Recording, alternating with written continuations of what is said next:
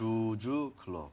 이 시간만큼 좋은 게 저는 없는 것 같아요. 진짜 제가 여의도에 이렇게 전전하면서 어떻게 그 타지에 있는 CEO들의 얘기를 들어보겠습니까? 네. 진짜 그 CEO들의 얘기를 듣다 보면 저도 모르게 막 이렇게 눈길이 딱 이렇게 집중이 되더라고요. 네네. 고민들이 좀 일반 투자자들과 좀 다른 것 같고 아무래도 CEO다 보니까 책임자 아니겠습니까? 그렇습니다. 총괄 책임자. 그렇습니다. 그분들의 고민은 우리 경제의 고민이고 우리 시장의 고민이 아닌가 이런 생각도 해봅니다. 자, 이 기자, 네네. 이제 이번 금요일, 오늘 10월 25일 주주클럽에서 소개해 주실 기업이 혹시 어디인가요? 일단은 그간 좀 얼어붙었던 그 기업 공개 시장이 조금 풀릴 기미를 보이면서 그 IPO 시장을 그 미뤄왔던 기업들도 조금씩 코스닥 입성을 오호. 준비하고 있습니다. 사실 그 기업 공개를 하는 기업이 많아질수록 그 시장이 활기를 띨 수밖에 없는 만큼 IPO 기업 하나하나가 소중한데요. 그 지난 18일에 간담회를 열고 그 코스닥 시장에 도전장을 내민 해성 옵틱스를 만나고 왔습니다. 또 연이어서 코스피 상장사이자 그 리츠라는 다소 생소하지만 부동산에 투자하는 회사인 K탑 리츠라는 회사도 만나보고 왔는데요. 이건 이어서 전해드리도록 하겠습니다. 야, 아주 기대가 됩니다. 두 개. 네네. 네. 그 KTR리치는 저 임지은 기자가 전화 연결을 해가지고 네네. 막 한번 또 이렇게 한번 네네. 생생하게 전한 적이 있습니다. 네네. 감안해 주시고. 근데 요새 IPO가 제법 많아요. 네, 이제 요즘에 일단은 최근에 보니까 코스닥 기업들이 네. 코스닥에 입성하려고 이제 도전하는 기업들도 좀 많아지는 것 같고, 그리고 또 IPO 시장도 지금 좀 활성화되는 경향이 보이는 것 그러니까요. 같아요. 예. 로템이 뭐 청약 경쟁률이 한 50 몇 대. 네, 이렇게 되는 거 보면은 오호 이것도 하나의 좀 이 유동성 장세의 조짐이 네, 아닌가. 저도 그렇게 보고 있습니다. 예, 그죠. 사실 어떻게 보면은 그 국내 자산가들도 고민이 사실 그겁니다. 이거 돈이 참 많은데 투자할 곳이 예, 없고. 은행에 넣어두면은 뭐 참 안 되잖아요, 그죠? 네네. 돈이.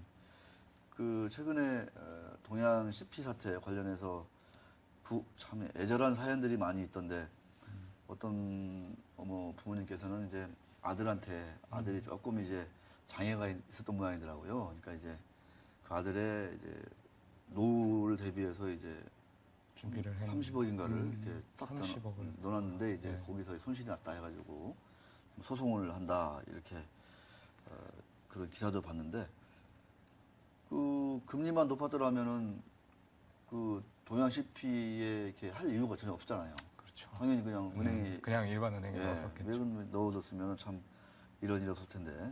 하여튼 저금리 시대에 여러 가지 그 달라진 풍경들이 지금 여기저기서 많이 속출하고 있습니다. 변화된 환경을 잘 아셔야 돼요. 이거를 무시하거나 또는 모르고 또는 공부하지 않고 있다가 나중에 한번 크게 후회하실 일이 반드시 있다. 이런 말씀을 다시 한번 또 드립니다. 자, 먼저 코스닥 상장 앞둔 좀 빨리 진행하겠습니다. 네. 해성 옵티스부터 한번 살펴보겠습니다. 어떤 회사인지 먼저 설명해 주시죠. 일단 그 해성 옵틱스는 그 렌즈하고 카메라 모듈을 생산하는 광학 전문 기업입니다. 그 1988년도에 설립돼서 한 25년 가까이 지금 한우물만 파고 있는 회사인데요. 그 모듈이라고 하니까 좀 어려울 수 있는 사실 그 렌즈하고 카메라 그냥 전반을 지칭한다고 보시면 될 것 같습니다. 그 지난해 말에 1,300만 화소급 그 렌즈 모듈을 개발하고 생산을 시작해서 그 현재 삼성전자 갤럭시 S4, 오호. 노트 3 등에 쓰이고 있습니다. 그래요? 현재 그 이일성 대표이사를 포함한 특수관계 지부인이 한 49% 정도를 보유하고 있고요. 네, 아니 1,300만 화소급 렌즈 모듈까지를 개발해가지고 네네. 삼성전자에. 네네네, 그렇습니다. 와, 모기 잠기시는 거 보니까 그 정도로 좀 이렇게 만나보니까 벅차서. 네, 네. 감동이 된 거군요. 네네, 그렇습니다. 알겠습니다. 여기까지만 하시죠. 네. 자, 88년도 설립. 올림픽 둥이군요. 네, 올림픽 둥이. 그렇습니다. 일종의. 아, 1988년도에 설립돼가지고, 네, 25살 먹고 들어오는데, 아이템이 따끈따끈한데, 네, 아이템이 딱 그렇습니다. 좋아요. 네. 요새 요즘에 투자자분들 어떻게 좋아할 보면, 만한 네. 아이템인데, 주력하는 사업 목표. 자, 그것도 한번 말씀해 주시죠. 사업이 얼마나 잘 되고 있습니까? 일단 그 현재 그 중국 천진하고 베트남 빈폭 지역에 지금 법인을 설립한 상태인데요. 네. 그 베트남 경우에는 그 삼성전자의 진출로 더불어 나아가게 된 겁니다. 그 현지 법인 이름은 해성빈하고요. 그 일성 해성 옵틱스 대표는 그 베트남 법인에 대해서 상당히 강조를 많이 했었는데요. 이유는 그 해성비나가 삼성전자의 베트남 생산 기지에서 유일하게 협력사로 인정받으면서 안정적인 공급이 유지될 수 있기 때문입니다. 아하. 또 삼성전자가 베트남에 제2공장을 설립한다는 계획을 밝히면서 그러니까요. 향후에 좀 수혜도 좀 어느 정도 예상되는 부분이 있습니다. 네. 그래서 요거 관련해 가지고 저보다는 좀 대표 이야기를 들어보면 좀 더 확신이 설 수 있으니까 제가 인터뷰를 좀 준비했는데 들어보시죠. 세계에서 그 베트남이 이제 새롭게 스마트폰의 생산 기지로 떠오르고 있습니다. 그래서 저희도 거기에 재작년에 법인을 설립해서 작년에 생산을 개시했는데 작년에 상당한 투자를 했습니다. 그래서 내년까지 생산할 캐파를 이미 확보해 놓은 상태고요. 또 추가로 대지를 더 확보해가지고 미리 준비 상황에 있습니다. 베트남에 이미 진출해서 사실 네네. 삼성전자가 이제 스마트폰 생산을 베트남에서 하고 있기 이제 때문에. 중국도 아니고 네네. 베트남으로 다 옮겼거든요. 사실 네네네. 주력 네. 공장을 여기에서 이제 바로 카메라 모듈 만들어가지고 그냥 바로 납품하는군요. 네, 그렇죠. 그래서 좀 안정적이다라고 볼 수도 있고. 지금 제2 공장 짓는다고 벌써 발표를 했거든요. 네네네. 야, 그러면 이거 해성 얘기 되는데요, 이거. 그렇죠.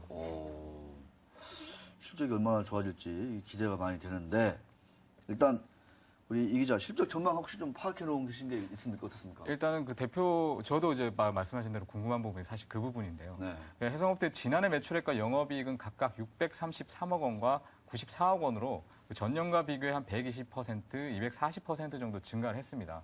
올 상반기에는 매출액 773억 원, 그리고 영업이익 129억 원을 달성해서 전년 동기 대비 296%, 427% 성장했고요. 그렇기 때문에 이미 작년 실적을 좀 넘어선 상황입니다. 올해 이미. 그래서 회사 측은 그 25년 동안 연구한 과학기술 바탕으로 원가 경쟁력이 실적 향상에 도움이 됐다라고 얘기를 하는데요. 이것도 어떻게 보면 저보다 좀 그 이일성 대표 이야기를 들어보면 훨씬 더 힘이 실릴 거라고 생각해서 좀 준비를 했습니다. 들어보시죠. 이야.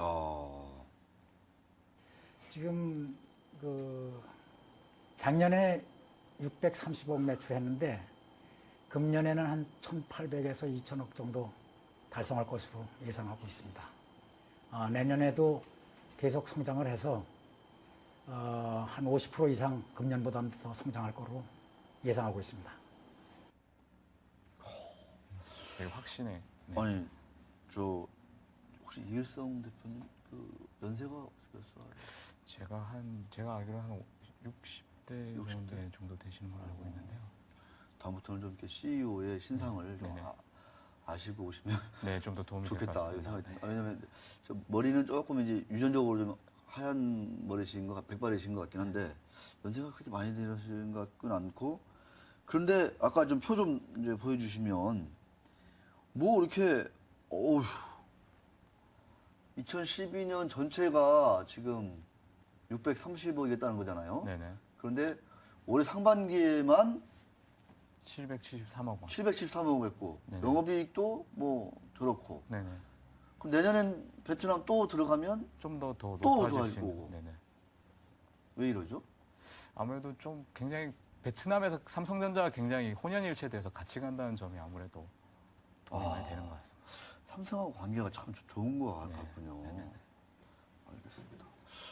그런 거를 한번 딱 눈여겨보면 훨씬 더 재밌지 않을까 이런 생각도 뇌리를 스칩니다. 자, 역시 그 CEO의 그 인터뷰가 들어가니까 훨씬 더 얘기가 신뢰가 쌓이는 것 같아요. 그죠? 네네. 네.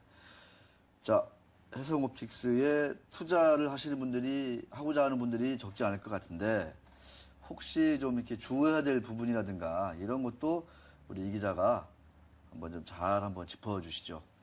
일단은 그 말씀드린 것처럼 실적 성장세는 사실 좀 분명한 편이고 또 실적도 실제적으로 좀 보여주고 있고 하지만 그 카메라 폰 자체에 대한 향후 성장성에 대한 지적도 사실 있는 건 사실입니다. 왜냐하면 사실상 카메라가 달린 폰이 보편화되고 있긴 하지만 그래도 사실 예전만큼 성능이나 이런 거에 좀 집착을 하고 있는 건 아니기 때문에 그 시장 자체의 성장성에 대해서는 좀 의문을 가질 수밖에 없습니다. 아하. 또 그리고 무엇보다 그 삼성하고 관계가 끈끈한데 대신에 또 반대로 생각하면은 매출처가 다양하지 못하다라는 그 결론도 낼 수가 있는데요.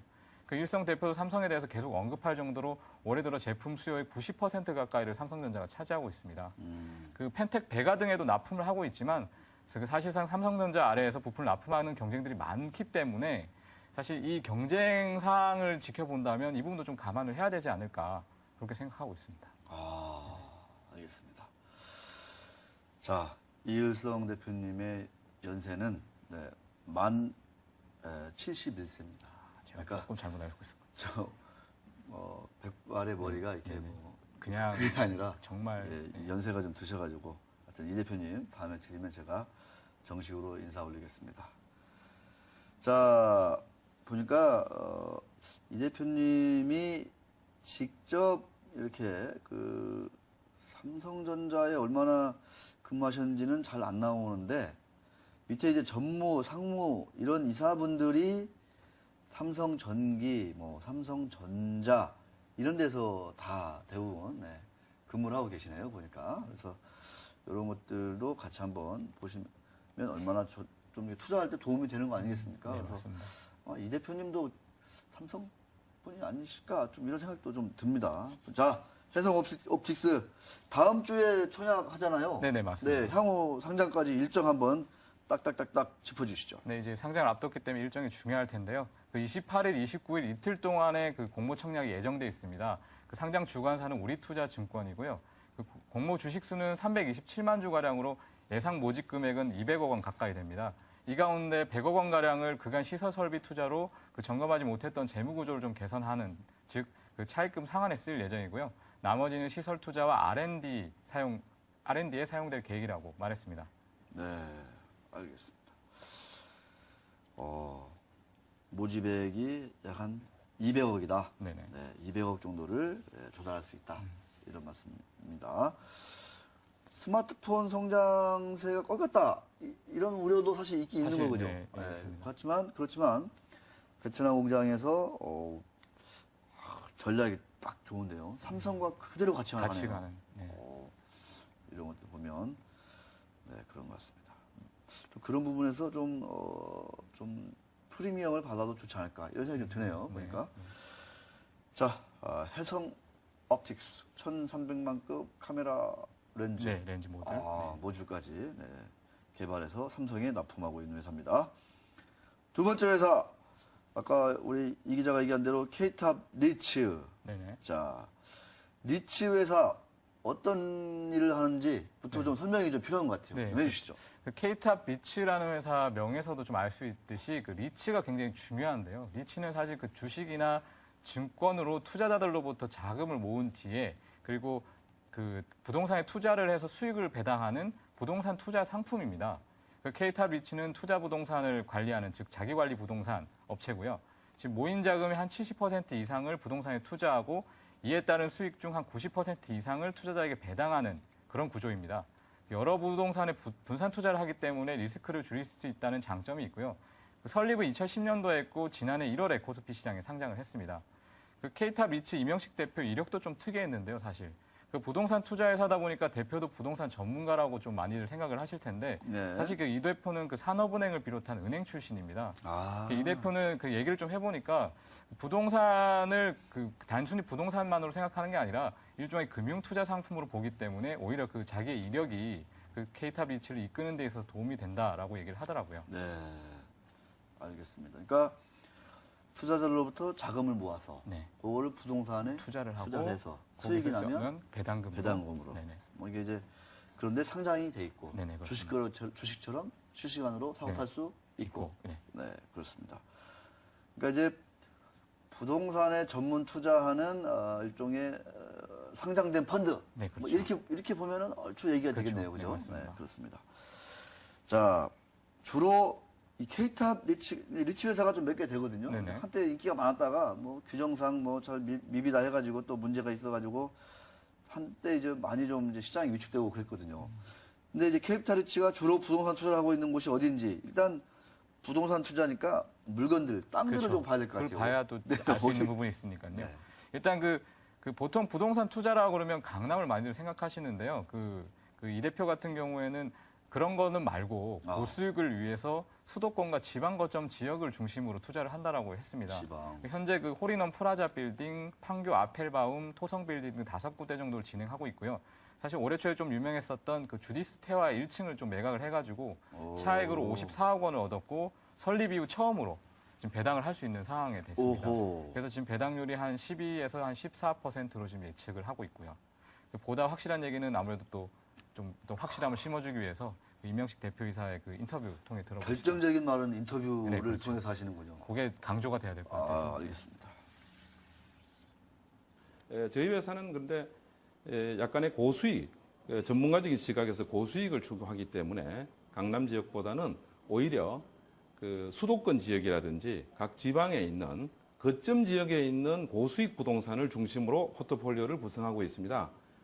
그래서 결과적으로 저희들이 5개의 현재 포트폴리오를 구성하고 있는데 평균적으로 저희 투자에 대해서 수익률이 10% 이상의 수익이 나고 있습니다. 10% 이상 수익이 나오고 있습니다. 핵심이군요, 핵심. 그렇죠. 가장 중요한 부분. 알겠습니다. 자, 사업 목표, 표를 보면서 간단하게 한번 먼저 짚어보겠습니다. 네네. 일단은 그 K탑비치의 가장 큰 장점은 당연히 투자자들이 목말라하는 배당일 텐데요.